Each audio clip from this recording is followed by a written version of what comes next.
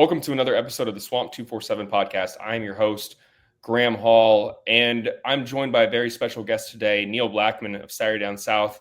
He does a fantastic job covering the Florida men's basketball program and writing about Florida Gator football. But his podcast, I think a lot of you all there know about it, Florida Basketball Hour. They do a fantastic job. They have a Patreon, which I highly recommend you guys join. Him and Eric Fawcett bring you the best podcast coverage of the Florida men's basketball team. And let's be quite honest, it's an exciting time. The season is 10 days away, right around the corner here. It's kind of got here before we know it. You know, if you were sitting here enjoying the national championship that Florida secured back on April 7th in San Antonio, 65-63 over Houston, probably feels like the offseason has flown by, but we are right here, right around the corner where the Gators are going to look to defend their national championship. We all know how difficult it is for a team to go back-to-back, considering in our lifetimes, Neil, only 2 teams have done it. I wasn't around when Duke did it. So it is an incredibly rare and difficult feat. But you look at this team, just how well poised they are, returning 9 players from last year's team, getting their entire front court back. You can make a case that the front court is, in a better spot than it was at this time last year, considering Micah Handlogden is fully healthy in the best shape of his life right now. And they added 2 top 35 impact transfers, including a top 10 transfer in Boogie Fland, getting Xavier Lee from Princeton as well. And then also adding A.J. Brown, the older brother of Florida sophomore guard Isaiah Brown. So we're going to just jump right into it here. Let's start with talking about the non-conference schedule. The Gators are going to take on Arizona on November 3rd at T-Mobile Arena in Las Vegas. I'm going to go ahead and say it. It looks like a much more difficult, I think without question, difficult non-conference slate in comparison to a year ago. Honestly, one of the more difficult ones that I can remember, certainly in my 11 years covering the Florida Gators. What do you make of this non-conference slate? What are some of these matchups that stand out to you? And I guess I know you've kind of scouted Arizona a good bit. What kind of matchup, in your opinion, are they going to present Florida here in 10 days? Well, I love and thanks for having me and for the kind introduction. It's always good to hang out. I love this non-conference schedule is fantastic. It's a huge platform for the program. Obviously, it's a platform that they've earned, but to get these sort of showcase games where you're a standalone primetime game against Arizona to start the year, they have what Kim Pom rates as the highest rated non-conference game on the schedule right now in UConn at Madison Square Garden, which is basically a road game if you're playing UConn, but nonetheless, like getting that opportunity, it's incredible. Florida does not have to and will not win all these games playing Duke in a true road game at Cameron Indoor to get a huge net bump. They're going to win some of these games. They're going to lose some of these games. I don't expect them to have a table run either way. But I love, what's cool about night one, just kind of mentioning Arizona, is really 2 things. And one, I'm sure the staff would say, scheduling Arizona and getting them on the schedule in game 1 is super ideal because they have 3 phenomenal freshmen that they've brought in. Koa Pete, who has played for Team USA on multiple occasions, played with Boogie Fland on the U17 Team USA team, is a chiseled mound of rebound who's going to test Florida's front court immediately, I think. And then I would say certainly Brandon Burries, another guy who can really light it up. He's 20, or 19, either 19 or 20. Either way, not a traditional age for a freshman, a guy that had a gap year. I think can score at all 3 levels. He's going to be their leading scorer. If he's not, Tommy Lloyd has a problem. So just getting those guys early, and then Karen Chinkov, whose first name is escaping me right now, played for Bayern Munich, sniper, going to play a little 3 for him, play a little 4. Like his first college basketball game, getting Tommy Houck is going to be a nice introduction for him. But like I'd rather play them now than be like the Big 12 team that's playing them in February. So really interesting. They have, like Florida, a 4 or 5-man front court that they can kind of rotate. They have a couple guys who were similar to Florida's bigs, aren't terribly, at least two of them, Henlockton and Chinyalu, dominant rebounders who don't score a ton. And then, you have a Koa Pete who is going to push Alex Condon, quite frankly, in game one, because when you see Pete, you're going to be stunned that he's 18 years old and a freshman. He will not be long for college basketball, but I love that challenge. A little bit of a functional road game too in Vegas. Arizona fans travel pretty well for basketball, but my sense is there'll be more Gators than you'd expect out there, given everything that's gone on in football and, of course, being defending national champs. Yeah, it's kind of rare to talk about a team in this day and age that is going to be pretty reliant on freshmen, and I think Arizona will get there, certainly, but we're still in this kind of, post-COVID transfer heavy era of college basketball where you're seeing these teams that are running out, 21, 22, 23-year-olds. And those teams, in my opinion, are going to, have the higher ceiling. They're more physically developed guys, more skilled guys. I guess maybe we can even make the case that now we're in this era where teams are landing G League guys, which is a whole nother topic of, conversation as well right now. But the game is just so different because you used to have these teams that would add impact freshmen and those guys would play a ton. And I still think that you're going to have a lot of that, but expecting them to contribute from, the jump, maybe a little bit of a less realistic expectation right now in today's current era of college basketball. And they're going to have trial by fire against this Florida team from the jump here. And so Florida's going to go into that game. I'd expect them to be, anywhere from an 8 to 10 point favorite in that contest, just given everything that Florida returns. And, you mentioned UConn and Duke as well in the non-conference slate. Those are certainly the marquee matchups, but you also got to take on TCU, there Thanksgiving weekend. You're going to face either Providence or Wisconsin 24 hours later. We're used to back-to-backs in the NBA, but you rarely see it in college basketball. That's one of these multi-team events, gives you an opportunity to test your depth and have guys go out there 24 hours later and see how they fare. And then two teams that stick out to me as I guess they pretty much have to be improved this year, Miami and Florida State in a 1 week span, taking on the Seminoles here in Gainesville and then going to Jacksonville to take on a Miami team that's led by a former Gator guard, Jai Lucas, who has had a really, impressive rise in the coaching profession, was at Duke last year.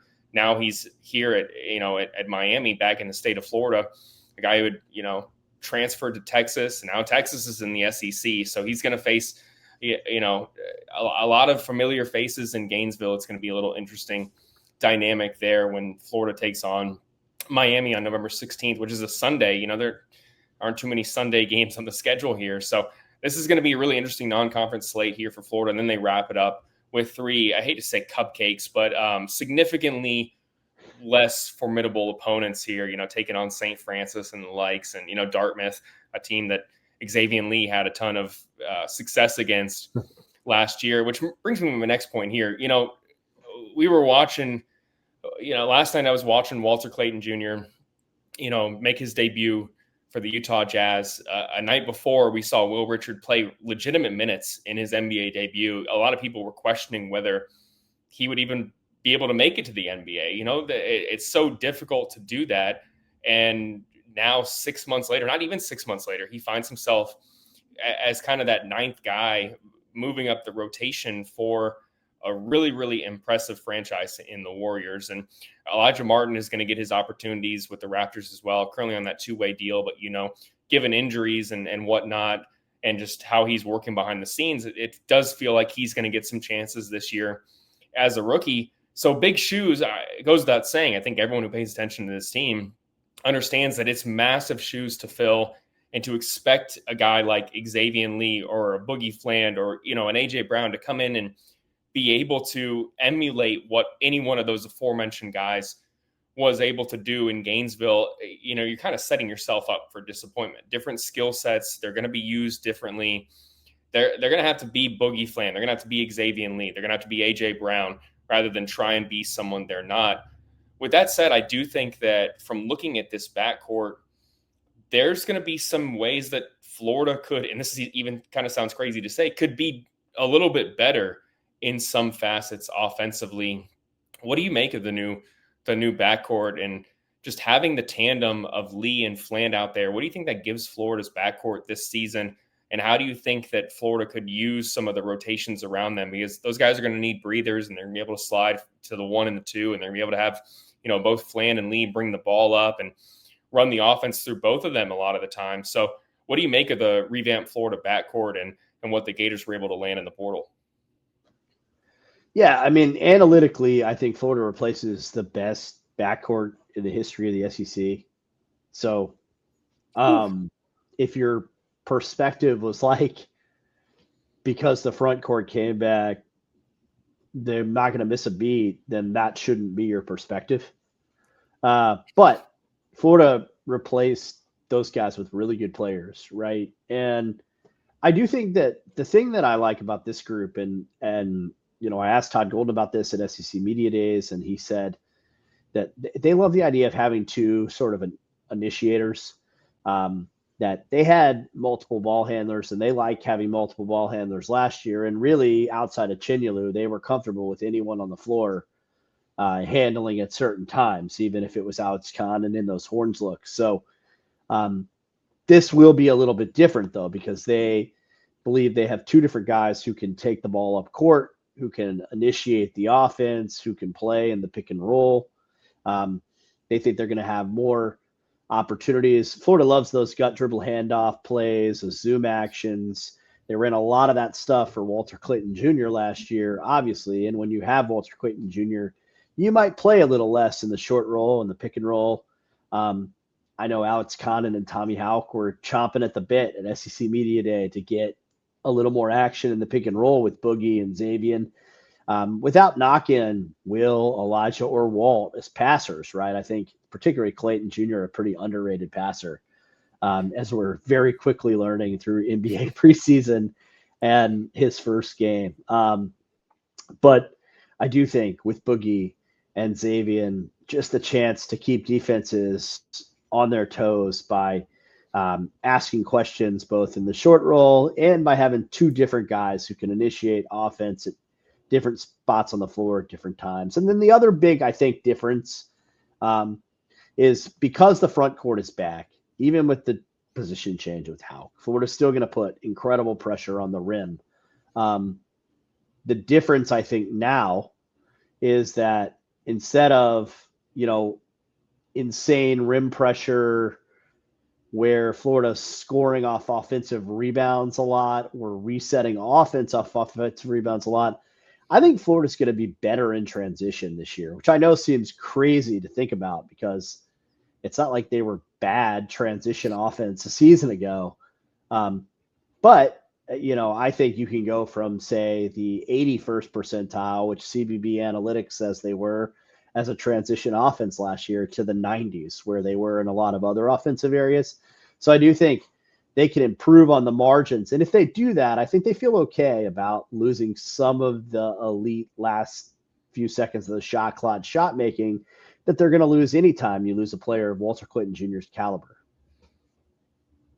Yeah, and to expect that you're going to have someone like Clayton, who's, comfortable shooting from 30 feet within the first 8 seconds of the shot clock, is just an unrealistic expectation. I think you're going to see a little bit more traditional ball movement. The, usage of the dribble handoff has been such a prolific, rise in college basketball, really the past decade. It's something that you see, teams like Gonzaga, all the top teams that have had these, explosive offenses in recent years have just utilized it at a high rate. And I think that Florida, with the bigs that they have, their passing ability and the improved ability to stretch the floor that Tommy and Alex do, they're just going to look to use that at an even higher rate this year, even though, there's this kind of narrative out there about coaches calling sets, a ton. We can dismiss that a good bit. They don't do that as much as I think a lot of people think you're doing offensively. They have skilled guys who understand what the defense is doing and what they're going to look to take advantage of here. And I think that just the ability that Florida has of, Tommy and Alex being impressive passers is going to give Florida a lot of looks offensively, even if they're missing the, like you said, late second, shot clock, get a shot up if everything breaks down. You have someone who's going to knock things down. I got to get your take on this, though. 3-point shooting, where do you fall in that regard? Because I'm with you I think Florida's going to be better in transition this year. But I think if we're talking about one of the potential drop-offs, I got to see Florida's ability to be a consistent 3-point shooting team. I think it could be the area that leaves a little bit to be desired early on for this backcourt, even though I think Boogie Flan is going to be, he's going to wake a lot of people up in terms of his ability to knock down outside shots. But I do think overall Florida could be a little bit, less potent long-range shooting team. Am I off base here, or do you kind of, have the same opinion as me? They shot 35.6% from three last season, which was in the 78th percentile in the country. That's pretty good, needless to say. And it should be noted that in the NCAA tournament, Walter Clinton Jr. shot 43% from 3-point range, which is pretty preposterous considering a couple of the shots that he made and took. Look, I think the big question with Florida is, Xavier Lee has a big bag. That I think kind of goes without saying. It's part of the reason that he was so appealing to Florida. What does that end up looking like as he makes the adjustment to Power 4, Power 5 basketball, I think is the question that's on a lot of people's mind. And then Flan, statistically, I don't know if numbers tell the whole story with him, given the role that John Calipari was asking him to play before his injury. But he shot 34% on pretty high volume. He took 106 threes in 20 games. So that's a little more than over 5 a game. Pretty high volume. And I think he can shoot around that number. The question for me on Florida is then if you get 34 out of Flan again, assuming it doesn't improve, and you get 34 out of Lee, to your point, you're still not shooting quite as well as you did as a team last year. Who else makes more shots? Tommy Houck has talked about getting more consistent out there. I think Alex Condon's going to take more. Does he make a better percentage? I would hope so, or else he's going to be told not to take as many. And then I think, the big guys that answer that question for me are Urban Klavzar and what he offers off the bench, and then Alex Lloyd, who was, I think, way ahead of CJ Ingram in the summer. And those two are now kind of in the same spot where they're both going to command some minutes, but for different reasons. Alex is going to command minutes, to your point, Graham, because he can score and he can make outside shots. He's going to go into games, and they're just going to ask him to contribute offensively. CJ, totally different. He's going to be on the floor with multiple guys who are all headed to the NBA, and their instructions to him are going to be sort of early sophomore year Joakim Noah, freshman year Corey Brewer instructions, which are just go out, play ridiculously hard, and try to get steals, get in the passing lanes, run in transition. And if CJ Ingram takes a shot in half-court offense, Florida had a bad possession. But that simple. And that doesn't mean that CJ won't make it. It just means, I promise you, that was not what they were trying to do. And so, that'll be interesting. To me, Lloyd and Klavzar are kind of the X factors for me from deep. I know I'm forgetting Zay Brown and AJ Brown, and people are probably wondering why. And look, they played us early scrimmage. Isaiah Brown struggled a little bit. We'll see how he does against Illinois. AJ coming off an injury and a surgery. I always think that the staff, there was a disconnect between the media discussion of AJ Brown. And I mean the media, not Graham Hall and me, but outside of Florida, about what AJ Brown rules was. And I think what was envisioned. And I do think it's possible that AJ Brown ends up being a developmental redshirt. I still think that's in play. They're going to see how he recovers.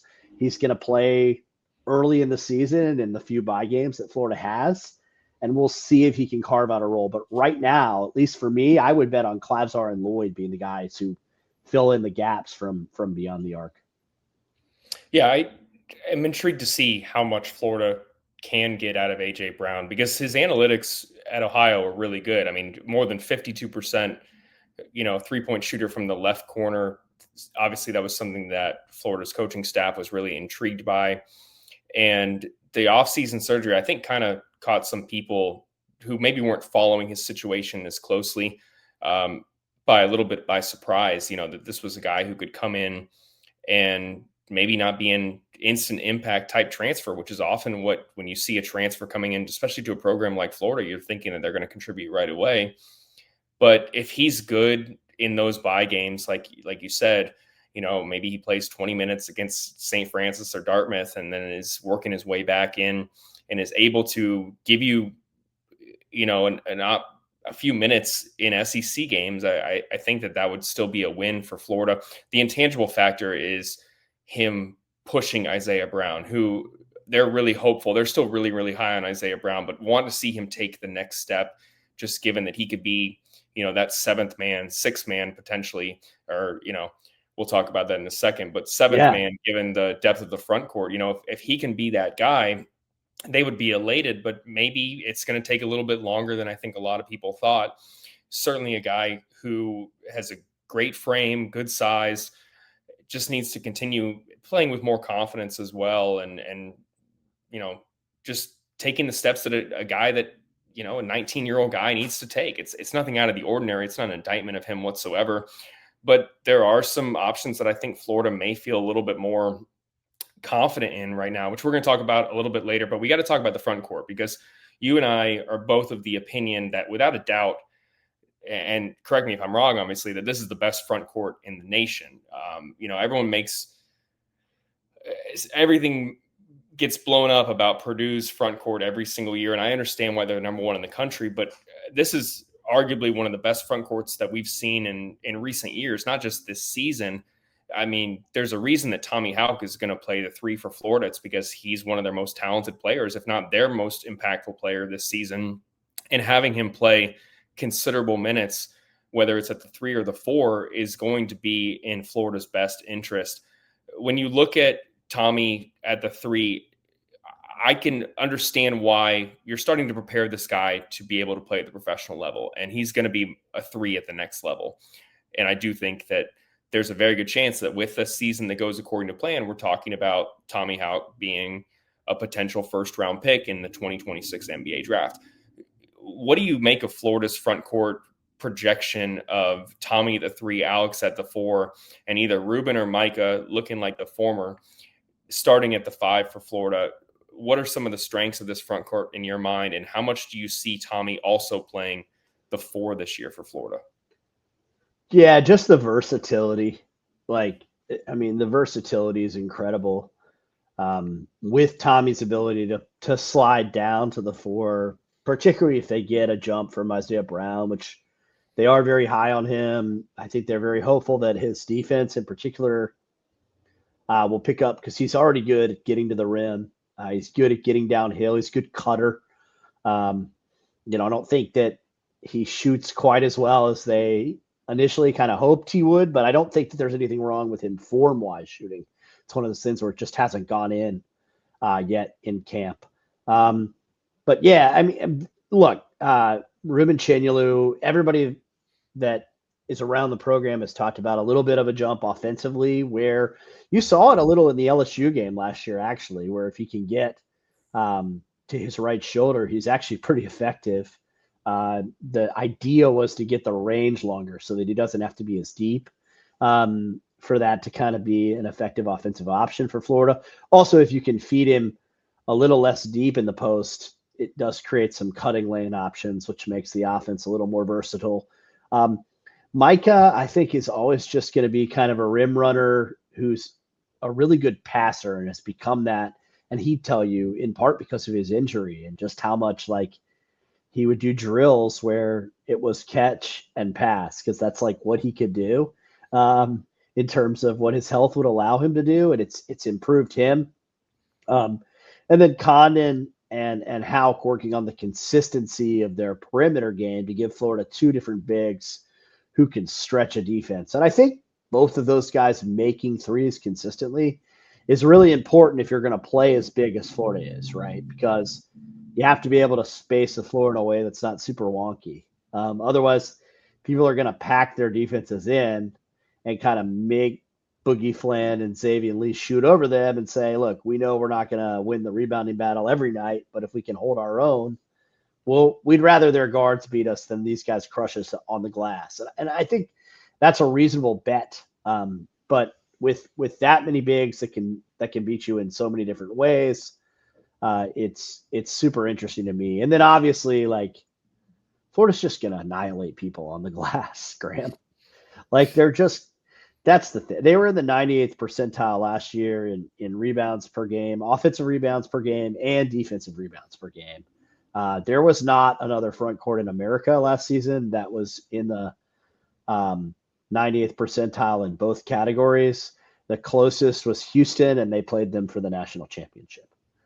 So kind of gives you an idea of like how good Florida could possibly be at creating the type of rim pressure that makes them a monster and such a problem for the teams that they match up so well with in SEC games, like the Alabamas and Auburns of the world.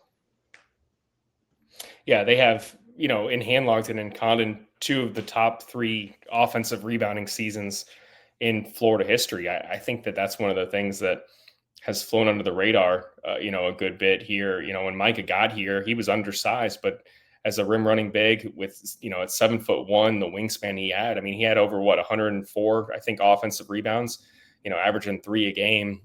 And the second chance opportunities that Florida was able to get off that. Now that you have a bigger, healthier, probably a little bit more athletic Micah Handlogton too, along with Alex Condon, who's beefed up and is able to deal with some of the physicality down there and hold his own. Those two on the court, it's hard to envision a team, unless they get a good bounce, getting an offensive, a defensive rebound over those guys. So Florida's, even if they're not a more impressive 3-point shooting team than they were last year, which again, tall task considering they're, like you said, 78th percentile in knocking down long range shots, they're going to get second chance opportunities here. And those guys are going to be able to clean up around the rim and put it up, on misses. So I do think that Florida's front court is going to absolutely lead the way for the Gators this season. And not even just from a statistical standpoint, the leadership, this is a whole nother intangible conversation. Tommy is not the most vocal guy. And that's probably one of the things about Will Richard that was so underappreciated, that he was incredibly vocal at calling out switching and communicating effectively in Florida's backcourt last year. You're going to need to have someone replace that. And Tommy is going to be one of the guys that they rely on, and Alex Condon too. But, the guys in the front court are going to absolutely need to bring the leadership that Florida is missing in the exodus of Clayton, Will Richard, and Elijah Martin. So I absolutely think that the front court, Florida's going to go as far as they do, in my opinion here. Maybe that's a little bit of a, understatement in a sense, or maybe even putting it too simple here, because I do think that there are so many other factors here, from depth, contributions, and obviously injuries are, not something you even really want to account for, but making sure that you have developed depth, because guys are going to get banged up throughout the year, and you just hope that it's going to be minor. And the depth that Florida has in its front court for the first time in the Todd Golden era, really having a true backup center, no disrespect to previous guys who were here, but having a healthy Micah Handlogton along with Ruben Chinyelu, that is such a luxury that not many other teams out there can sit here and say that they have two starting caliber centers, upperclassmen guys that they feel really, really good at, no matter who's out there on the court, which will probably ease some of the potential concerns with Chinyelu, because one of the things he had to improve upon when he got here from Washington State, and still left a good bit of it to be desired, was defending without fouling. There were times where he would play 16 to 20 minutes and find himself with 3 fouls in the first half. And, the mantra that, 2 fouls and you sit a guy before halftime is so archaic here. But when you when it happens to your starting center and you don't have that ideal depth, you do consider that a little bit more. So that is certainly a factor in the equation here for Florida, where they have a luxury of depth heading into the season in the front court. And it's going to be really impressive to see how the rotations shake out. I think my opinion here is that Mike is going to be that first guy off the bench for Florida. And then things will get a little bit interesting where you're going to have Micah and Ruben playing roughly 20, 25 minutes for each one of those guys. And then how you shuffle Tommy and Alex Condon and get other guys involved is going to be really interesting to see. And it's going to, I think, be contingent on, like we talked about, Isaiah Brown, Urban Clavsar being reliable guys. I want to talk about Urban a little bit here because he had such a weird year last year. You got to feel for him because, the guy gets here. He's the last scholarship addition. He's coming from overseas. His English is fantastic, but he didn't really have a defined role from the jump. And he didn't even have any, guarantees that he was going to be able to play in the season. The whole NCAA decision on him being a sophomore, we can, complain about that as much as we want, but the NCAA rarely is going to do things that make a ton of sense. So, comes over as a 21-year-old sophomore. Team defense and just the pace and the physicality of the collegiate game are so different compared to what he was used to. And there were, nights where he'd play 20 minutes and there were a couple games where he didn't play at all. And, he didn't play in the final couple games in the NCAA tournament. This year feels like it's going to be a more defined role for him where he'll be able to stay in a rhythm, understand that he's going to get his opportunities. So he's not, as a shooter, when you kind of are thinking that whether it goes through the net or not could impact whether you're playing, that can affect someone's confidence and make it difficult to be able to be in the right mindset on a nightly basis. Now it feels like, just given the exoduses in the backcourt, that Urban Clavsar is going to play a critical role for the Gators this season, coming off the bench, especially if Isaiah Brown doesn't take the steps that they're looking for. There still seems to be, though, this belief that Urban's a backup point guard. I see that all the time. What kind of role do you envision Urban playing for the Gators this season? Yeah, so I think he's better with the ball. I will say that. I think, I know we talked to him earlier this offseason, and he said, hey, when I was at Mercia, I was comfortable playing off the ball, and he got a little better at it last year. But I still don't see Urban as a guy that you put in a corner and ask to, shoot. Maybe you can get him to come off a screen and he's okay with a catch and shoot. Certainly we saw him do a little bit of that, but I feel like he's a guy that is just better with the ball in his hands. I think that there were plays last year, even when you saw a little bit of that. I'm thinking of the Oklahoma game in particular, where they took Walter Clayton out because he had a couple fouls towards the end of the first half. And it ends up being a pretty enormous luxury because when Duke Miles misses a free throw, Urban gets the ball and really puts his foot in the ground and is down there to make a layup in 3 steps, it seemed like. So, he's a guy who has really explosive quickness despite kind of his looks and the fact that it's not something you'd expect him to. His burst with the ball is pretty good. I think he may even move a little better with the ball than off the ball, which is pretty unusual. So he's got to keep adjusting to the fact that he's not going to get a ton of the ball. And if he could do that, if he could get more comfortable coming off screens and just kind of being a guy who's a secondary ball handler, but never going to be an initiator, I think his role could be pretty immense. To your point, I think it's pretty established that Micah Handlockton is this team's 6th man, kind of a unique style 6th man to have a backup center as your 6th man. And then this staff has shown us time and time again that they're going to go with game flow on who plays 7 or 8, right? Like there were Denzel Aberdeen games where he played 4 minutes and was terrible and sat down. And then there were Denzel Aberdeen games where he was on the floor with a minute to go in the national title game because he was contributing and they went with feel and game flow. That's how Todd rolls. And I think Clavsar's year maybe not be the role that he envisioned, but I think that'll be Urban Klazar this year. I think he'll still have these games where he's 4 minutes and it doesn't go great and he's not impactful and that's it. And then there'll be games where he plays 20. Yeah, especially if he can contribute at a higher rate on the defensive end, because that was such a aspect of his game that just left a good bit to be desired. I mean, he's improved physically, so he's going to do a better job keeping guys in front of him. Wasn't really active in passing lanes last year, but if he can be a plus in that and allow Florida to get out in transition and obviously knock down open shots, that's what people seem to think is the most positive attribute about his game. If he can create his own shot at a higher rate this year, I think that he's going to play a very considerable role, but he's going to have to go out there and show that he can do it, especially because he's got a couple guys breathing down his neck who don't have the experience. Alex Lloyd and CJ Ingram, we talked about the, Arizona additions, and they're going to play those guys, but again, never a given that a freshman's going to come in and instantly contribute. Isaiah Brown can tell you that, certainly, given his limited usage last year. But everything that you and I have heard, and from watching Alex Lloyd and CJ Ingram's skill set, are you with me that you think both of these guys are going to be able to carve out maybe not a consistent role, but as they continue to grow, Florida's coaching staff is probably going to feel comfortable playing them, 4 to 6 minutes at least in a nightly basis to give someone a breather. And they're not worried that they're going to come out here and, be a negative necessarily here.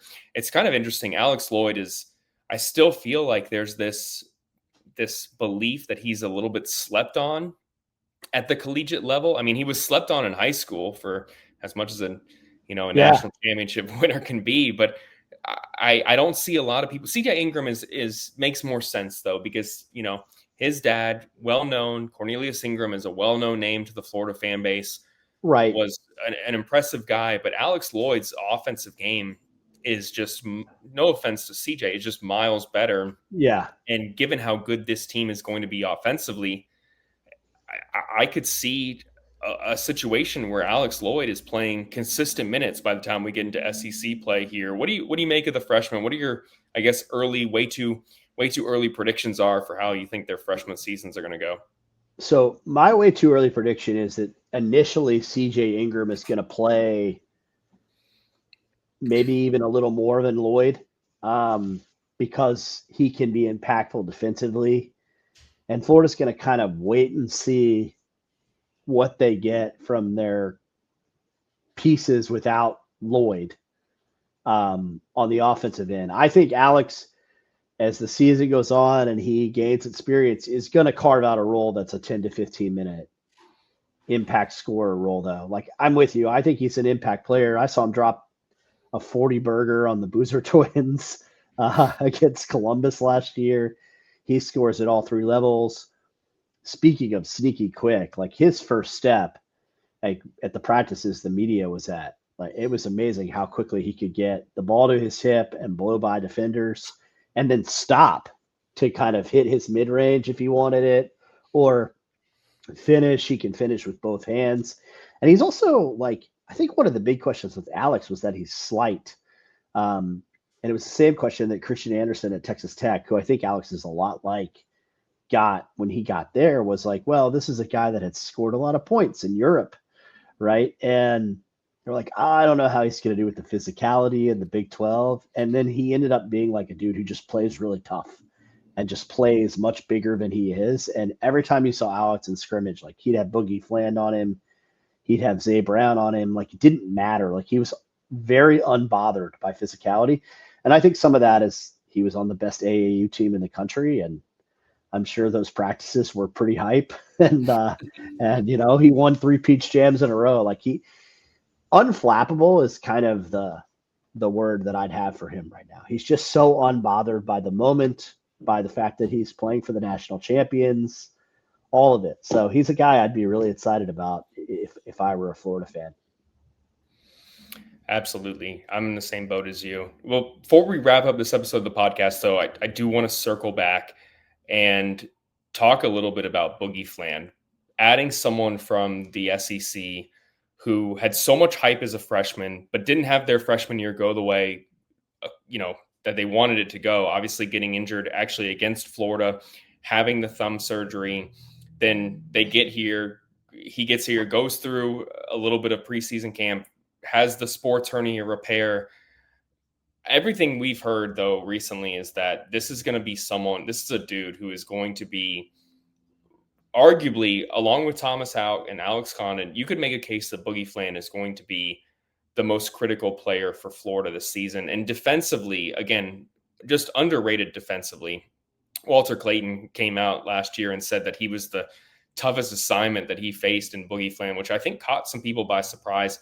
Where do you stand right now on how significant Boogie Fland's impact is going to be to this team's hopes of maybe not contending for going back to back? Because if you have that expectation, you're probably going to set yourself up for disappointment, but being able to be in a position to make that deep run in March, and then it's who you face, and let's see how this thing shakes out.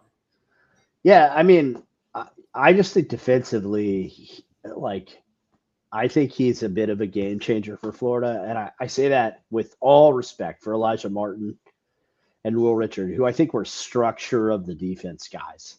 I think when Florida was in their shell defense, they were really hard last year to score on, right? Because you have natural rim protectors, and Elijah and Will competed their rear ends off, and it was hard to get to drive them. They kept people in front of them pretty well. Boogie's disruptive, right? He's a guy who he's so quick. He can get into passing lanes. Speaking of unbothered, he's unbothered by physicality. So I think he's a guy who is a game changer a little bit for Florida defensively, gives Florida a little bit of a higher defensive ceiling than they had last year. Even knowing that, I don't think they're going to get a ton defensively from Xavier Lee, but when you combine Fland and CJ Ingram, I think you have a pretty high defensive ceiling. The other thing I would say about Boogie, and I think this is important because I do think he's kind of the key to the season, I hate putting that on anyone's shoulders. But he was pretty good last year.